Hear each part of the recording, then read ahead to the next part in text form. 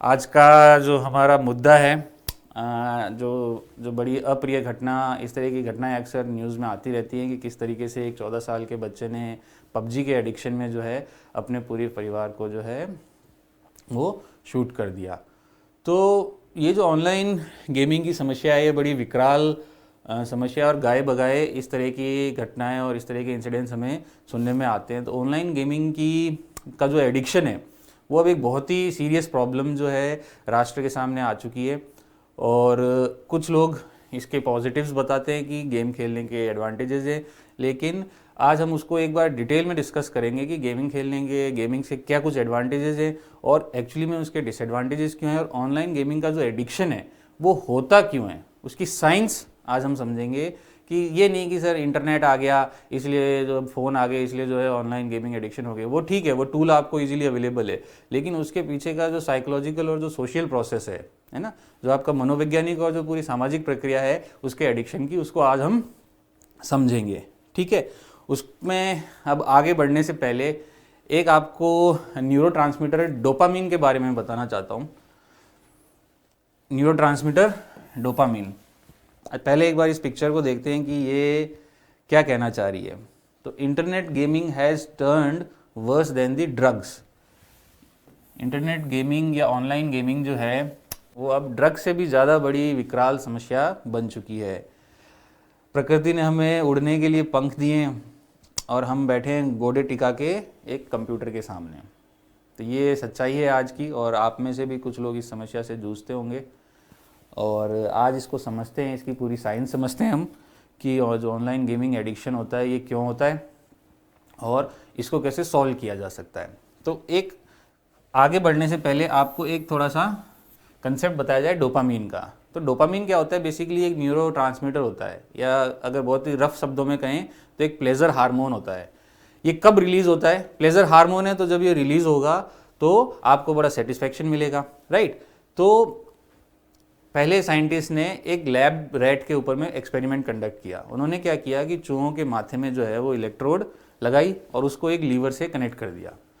अब जब भी चूहे उस लीवर को दबाते तो ब्रेन में जो लगी इलेक्ट्रोड है वो डोपामीन रिलीज करती चूहों के अंदर में, और डोपामीन रिलीज होती तो उनको बड़ा प्लेजर मिलता, और जब उनको प्लेजर मिलता तो वो लीवर को और ज़्यादा दबाने लग गए। फिर साइंटिस्ट ने क्या किया कि वो लीवर और इलेक्ट्रोड हटा दिए। हटाने के बाद में उन्होंने देखा कि अब चूहों को ना खाने में इंटरेस्ट है, ना कोई एक्टिविटीज़ करने में इंटरेस्ट है, ना सोने में इंटरेस्ट है, सेक्सुअल एक्टिविटी भी उनकी रिड्यूस हो गई। तो ऐसा क्यों हुआ? कि उनको क्या लत लग गई थी? तो यही होता है डोपामीन। डोपामीन क्या होता है? जब आपके माइंड में जो न्यूरोट्रांसमीटर में जब डोपामीन रिलीज होता है तो आपको बहुत प्लेजर मिलता है, और प्लेजर मिलता है तो आपको बहुत उससे सेटिस्फेक्शन होता है और आपकी क्रेविंग और बढ़ जाती है। तो ये जो ऑनलाइन वीडियो गेम्स है उनमें भी क्या होता है कि वो आपकी टेम्पटेशंस को बढ़ाते हैं, और उनको क्योंकि उसमें क्या होता है, और ये डोपामीन जब ज़्यादा और ज़्यादा रिलीज होता है तब आपके रिजल्ट्स रैंडम होते हैं। आप उसको प्रिडिक्ट नहीं कर सकते कि अब क्या होगा, अब क्या होगा, अब क्या होगा। वो जब सेंस बना होता है ना कि अब क्या होगा, अब क्या होगा, अब क्या होगा, तो और डोपामीन उससे रिलीज होता है। तो वीडियो गेम उस तरह की हमारे न्यूरोलॉजिकल प्रोसेस का फ़ायदा उठाकर और हमारे अंदर डोपामीन रिलीज करवाते हैं, और हमें उसका एहसास नहीं होता कि हम उसके एडिक्ट अब हो चुके हैं। इसी कड़ी को हम लास्ट में भी डिस्कस करेंगे कि इसको डोपामीन से, जो इस तरह के ऑनलाइन गेमिंग के डोपामीन जो हमें रिलीज होता है उससे हम कैसे अपने आप को बचा सकते हैं। ठीक है, अब पहले चर्चा करते हैं कि कुछ फैक्ट्स की, कि ऑनलाइन गेमिंग के फैक्ट्स क्या है प्रेजेंटली। तो इंडिया में जो ऑनलाइन गेमिंग इंडस्ट्री है वो 1 बिलियन की हो चुकी है, यानी कि $1 बिलियन, यानी कि 100 करोड़ डॉलर की वो इंडस्ट्री हो चुकी है। और इंडिया अब सेकेंड लार्जेस्ट जो है नंबर ऑफ गेमर्स है इंडिया के अंदर में आफ्टर साउथ कोरिया। तो ये स्टडी की गई है कि इंडिया के अंदर में ऑनलाइन जो गेमिंग की इंडस्ट्री है वो कितना बड़ा रूप ले चुकी है, और नंबर ऑफ गेमर्स भी जो है इंडिया के अंदर में वो साउथ कोरिया के बाद में, मतलब विश्व में हमारे पास में second number of online gamers है, और शायद अब तो फर्स्ट नंबर पे भी आ गए होंगे।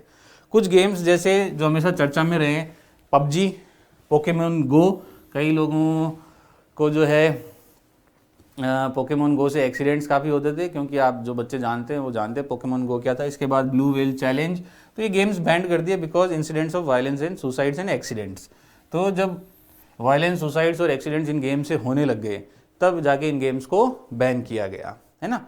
तो हमने ये देखा कि कुछ फैक्ट्स हमने जाने कि किस तरीके से जो है ऑनलाइन गेमिंग जो है वो इंडिया में एक बहुत बड़ी जो है बहुत बड़ा रूप ले चुकी है, और कुछ गेम्स जो हैं वो बैन भी किए जा चुके हैं बिकॉज उनके अंदर में वायलेंस, सुसाइड और एक्सीडेंट्स के चांसेस उनको खेलने से ज़्यादा होते थे। WHO ने भी क्या किया है कि एक गेमिंग डिसऑर्डर डिफाइन कर दिया, यानी कि इसको एक बीमारी ही मान ली है उन्होंने, एक तरीके से रिसेंट में ही मानी है इन्होंने। तो उन्होंने क्या कहते हैं कि playing online games lead to a serious gaming addiction which has been considered as gaming disorder. तो हम पढ़ते हैं कि WHO गेमिंग डिसऑर्डर कब मानता है, यानी कि हम कब कहेंगे कि ये व्यक्ति जो है वो गेमिंग डिसऑर्डर से ग्रसित है। WHO का उस पर क्या कहना है? तो WHO कहता है कि WHO has defined gaming disorder as a pattern of gaming behaviour characterized by increasing priority given to gaming. हम ज़्यादा प्रायोरिटी किसको दे रहे हैं? गेमिंग को, ओवर अदर डेली एक्टिविटीज़, यानी कि हम दूसरी डेली एक्टिविटीज़ से ज़्यादा प्रायोरिटी अगर ऑनलाइन गेमिंग को देने लग जाए। एंड ये ज़रूरी है सीखना, सिर्फ इतना ही नहीं, and continuation of gaming despite the occurrence of negative consequences, यानी कि आपको पता चल चुका है कि इस गेमिंग की लत की वजह से अब आपके शरीर के ऊपर में नेगेटिव कॉन्सिक्वेंसेज होने लग गए हैं, लेकिन उसके बाद भी यदि आप उस गेमिंग को खेलते हो, कंटिन्यू रखते हो, तो WHO कहता है कि अब आप गेमिंग डिसऑर्डर से ग्रसित हो चुके हो। ठीक है, तो WHO क्या कहता है गेमिंग डिसऑर्डर के बारे में कि WHO has defined gaming disorder as a pattern of gaming behaviour characterized by increasing priority given to gaming over other daily activities and continuation of gaming despite the occurrence of negative consequences। यानी कि gaming व्यवहार के एक pattern के रूप में उसको परिभाषित किया है जिसमें अन्य दैनिक गतिविधियों पर गेमिंग को प्राथमिकता दी जाती है और नकारात्मक परिणामों की घटना के बावजूद भी गेमिंग को जारी रखा जाता है। तब हम कहेंगे कि वो व्यक्ति विशेष जो है वो गेमिंग डिसऑर्डर से ग्रसित हो चुका है। करेक्ट। तो हमने ये भी सीख लिया कि WHO ने भी इसको एक डिजीज के रूप में कैरेक्टराइज कर दिया है और उसकी उन्होंने एक परिभाषा भी दे दी है। राइट। अब हम समझते हैं कि गेमिंग एडिक्शन जो है वो होता क्यों है। तो बहुत सिंपल सा रीजन हमें समझ में आता है, वो है easy access to smartphone and internet, यानी कि जो हमारे पास टूल अवेलेबल बहुत इजीली एक्सेसिबल है। तो ये तो हो गया कि हमारे पास टूल्स अवेलेबल है, लेकिन अब हम चलते हैं इन डेप्थ अंडरस्टैंडिंग में कि हमको ऑनलाइन गेमिंग का एडिक्शन जो है वो होता क्यों है। The human brain is wired to crave instant gratification, fast pace and unpredictability। जो मैंने डोपामिन की आपसे बात कही कि जो इंसान का दिमाग है वो इस तरीके से बना है कि हमको ज़्यादा क्रेविंग होती है किसकी? इंस्टेंट ग्रेटिफिकेशन की, यानी कि तत्काल कोई संतुष्टि मिल जाए, फास्ट पेस तेज़ी से घटनाएं हों, और अनप्रेडिक्टेबिलिटी यानी कि उनमें अप्रत्याशितता बनी रहे। और ये तीनों कंडीशन सेटिस्फाई होती है वीडियो गेम्स के अंदर में। इसलिए वीडियो गेम्स का जो है वो एडिक्शन हमें जल्दी होता है। The human brain is wired to crave instant gratification, तत्काल संतुष्टि चाहिए, fast pace and unpredictability, and all three conditions are satisfied in video games. मानव मस्तिष्क तत्काल संतुष्टि, तेज गति और अप्रत्याशितता की लालसा रखता है, और ये तीनों वीडियो गेम्स में मौजूद होते हैं। तो ये जो लालसा है हमारे मस्तिष्क की, वो लालसा जो है वीडियो गेम उसकी पूर्ति करता है। अब जैसे क्या होता है कि फॉर एग्जांपल हम देखें कि जो बच्चे ये PUBG वगैरह या पोकेमोन गो ये क्यों ज़्यादा पॉपुलर होते हैं, क्योंकि ये गेम क्या होते हैं एक तरीके से सोशल एक्टिविटी के रूप में भी खेले जाते हैं। भाई आप ऐसा नहीं है कि आप अकेले ही उस गेम में इन्वॉल्व हो, आपके साथ में और बहुत सारे प्लेयर्स हैं, आप उनसे बात कर सकते हो, आप अपने गेम को बिल्ड कर सकते हो। तो उनको गेम्स को ये तो करता ही करता है ऑनलाइन गेमिंग, साथ में आपकी जो सोशल एक्टिविटी की जो नीड है, क्योंकि मानव जो एक सामाजिक पुरुष भी तो है, एक सामाजिक जानवर भी तो है, तो उसकी सामाजिक ज़रूरतें भी हैं। तो ऑनलाइन गेमिंग क्या है कि आपको डोपामिन तो देती है ये करके, साथ में आपकी जो सामाजिक ज़रूरतें हैं उनको एक आभासी रूप में पूर्ण करने की वो कोशिश करती है। आपको पूरा इकोसिस्टम देती है कि आप किसी एक गेम में एक समाज का हिस्सा हो। तो जो आपकी सोशल एक्टिविटी है वो भी, जो सोशल एक्टिविटी की जो डिमांड है वो भी आपकी फुलफिल करती है गेम। तो हमने अभी तक 3 कारण सीखे कि एक तो स्मार्टफोन और इंटरनेट का ईजी एक्सेस होना, और ह्यूमन का जो ब्रेन है वो वायर्ड है इंस्टेंट ग्रेटिफिकेशन, फास्ट पेस और अनप्रिडिक्टेबिलिटी के लिए, और ये तीनों ही चीज़ें ऑनलाइन गेमिंग जो है, वीडियो गेम्स जो है वो सेटिस्फाई करते हैं। और जो हमारी सोशल नीड्स हैं, जो हमारी सामाजिक ज़रूरतें हैं सोशलाइजेशन करने की, वो ज़रूरतें भी अब जो है गेम्स जो हैं वो उसको पूरी करते हैं। आपके गेम्स में आपके दोस्त बन जाते हैं, वर्चुअल फ्रेंड्स, है ना। हाँ, अब आगे देखते हैं नेक्स्ट रीज़न की गेम्स की एडिक्शन क्यों लगती है।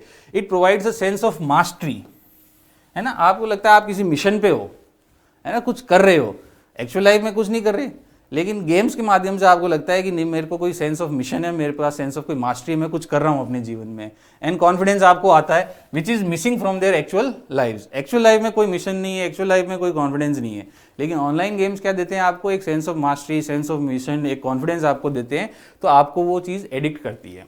ठीक है, नेक्स्ट रीज़न है डोपामीन। ये हम डिस्कस कर चुके हैं कि जो वीडियो गेम्स हैं वो किस तरीके से आपके जो न्यूरो ट्रांसमीटर डोपामीन उसको रिलीज़ करता है और आपको उससे प्लेजर और सेटिस्फेक्शन मिलता है।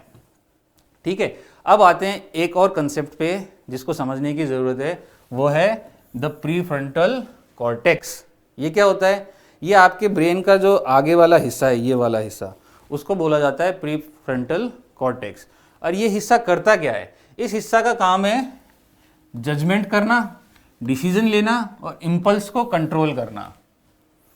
यानी कि आप इम्पल्स क्या होता है कि किसी भी एक चीज़ को करने की लालसा कि मैं इसको तुरंत कर लूँ, तो वो जो इम्पल्सिव बिहेवियर होता है हमारा, उसको कंट्रोल करने का जो, और जो आपका जजमेंट और डिसीजन मेकिंग का जो लोकस होता है, वो क्या होता है, ये आपका प्रीफ्रंटल कॉर्टेक्स।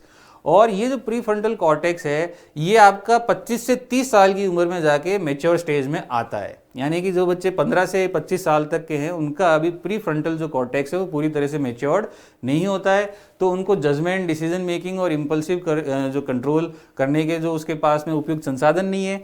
तो इसलिए जब भी वो एक्सेसिव कोई ऐसा इम्पल्सिव बिहेवियर करता है या एक्सेसिव बिहेवियर ऑनलाइन गेमिंग का बिहेवियर करता है, तो उसको रोकने के लिए उसका ब्रेन पूरी तरह से डेवलप नहीं है। इसलिए बच्चे जो होते हैं वो इसका अधिकतर शिकार हो जाते हैं। ये इसकी साइंस है कि क्यों जो ऑनलाइन गेमिंग है वो बच्चों को बहुत ज़्यादा जल्दी आकर्षित करती है। हम जैसे 35 साल से ऊपर के जो लोग हैं उनको ऑनलाइन गेमिंग शायद उतनी आकर्षित ना करे।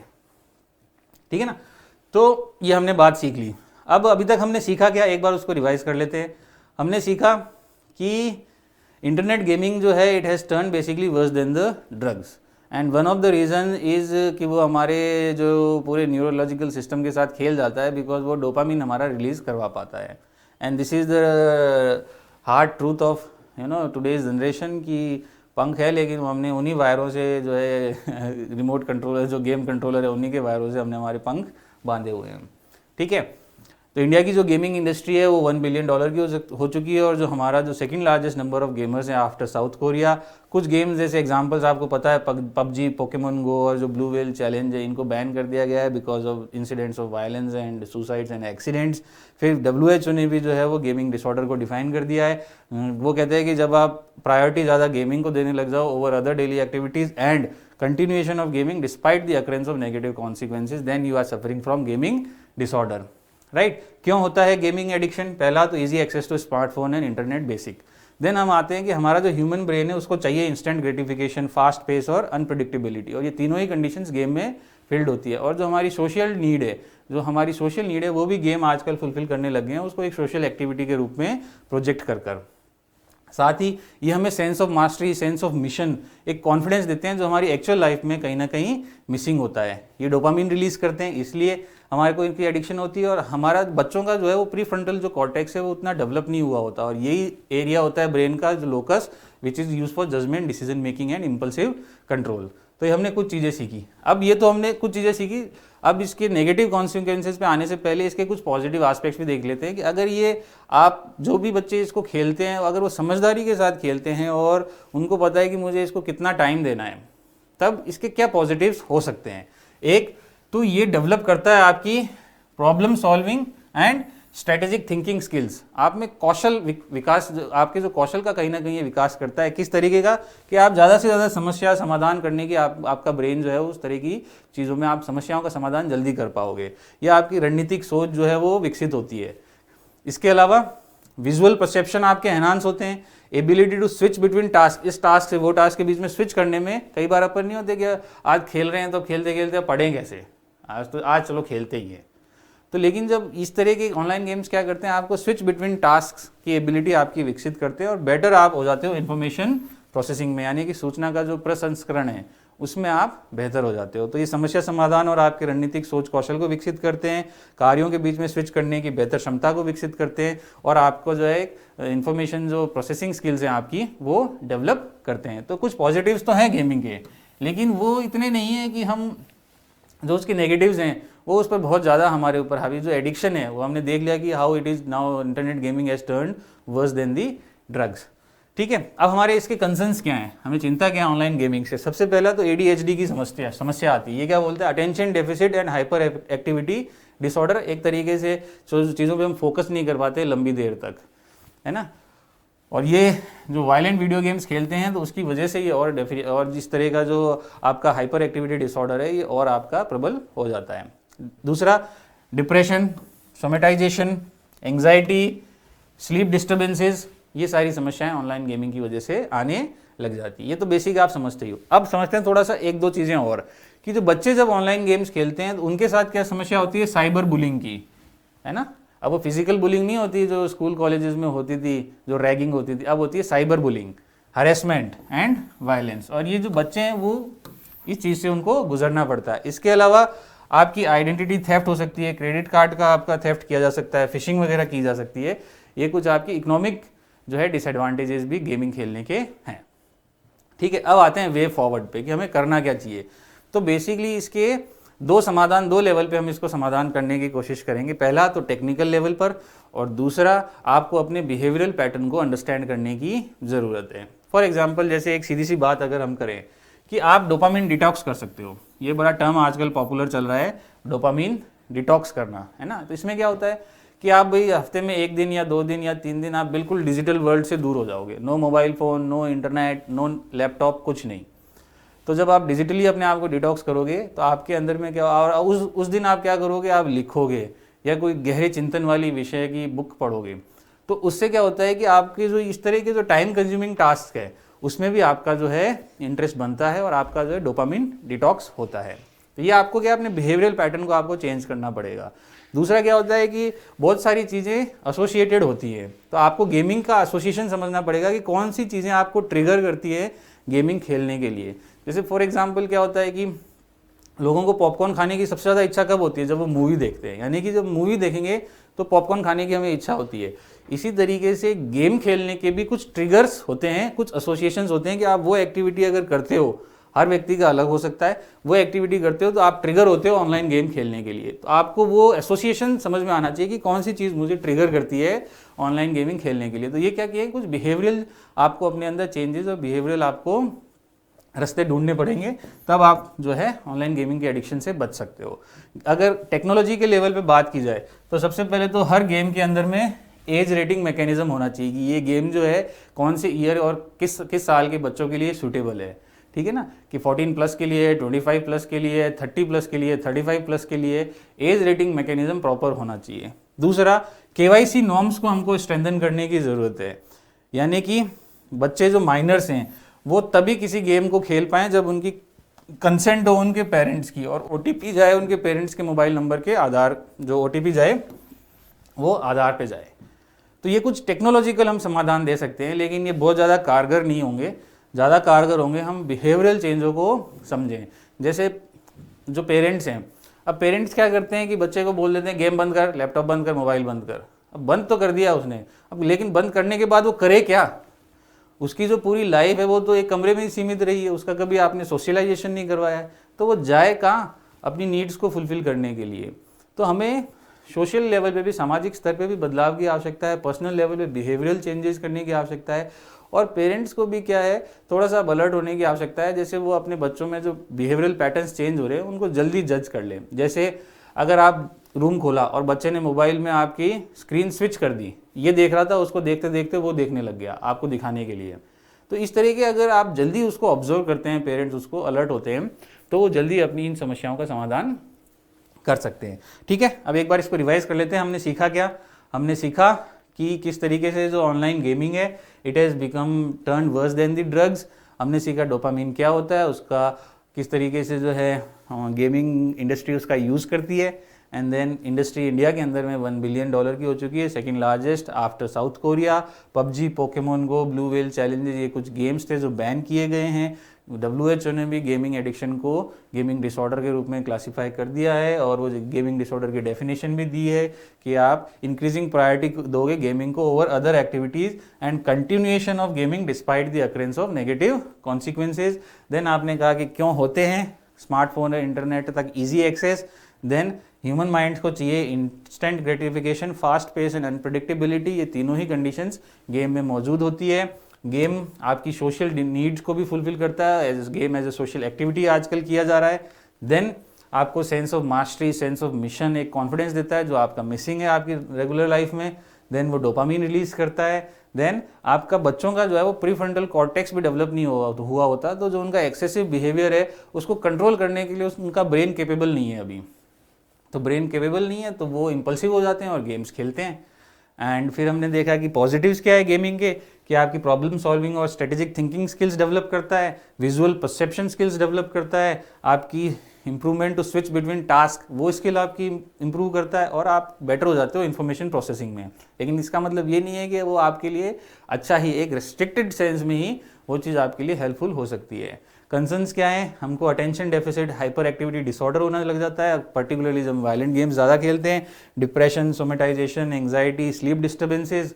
देन चिल्ड्रन जो ऑनलाइन गेम्स खेलते हैं वो साइबर बुलिंग और हैरेसमेंट और वायलेंस का भी शिकार हो जाते हैं। आइडेंटिटी थेफ्ट, फिशिंग और क्रेडिट कार्ड थेफ्ट जैसी कुछ आर्थिक मुद्दे भी इसके साथ जुड़े हुए हैं। फिर वे फॉरवर्ड क्या हो सकता है, बिहेवियरल पैटर्न हमें चेंज करने की आवश्यकता है, डोपामिन डिटॉक्स, कौन से ट्रिगर्स होते हैं हमारे जो ऑनलाइन गेमिंग को हमारे को प्रमोट करते हैं। तो इंडिविजुअल लेवल पे हो गया।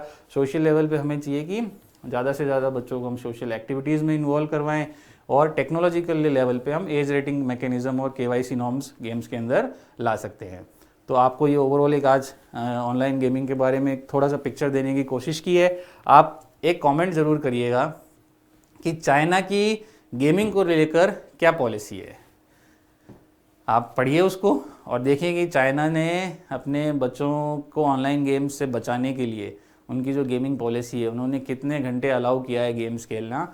आप वीकडेज पे और वीकेंड्स पे आप मुझे कमेंट में ज़रूर बताएं, ठीक है। और क्या इंडिया को भी इस तरह की चीज़ लानी चाहिए, उस पर आप बिल्कुल डिस्कशन करें कमेंट के अंदर में, और आपके कमेंट्स में रेगुलर पढ़ता भी हूँ। सो मिलते हैं आपसे नेक्स्ट लेक्चर में। Thank you.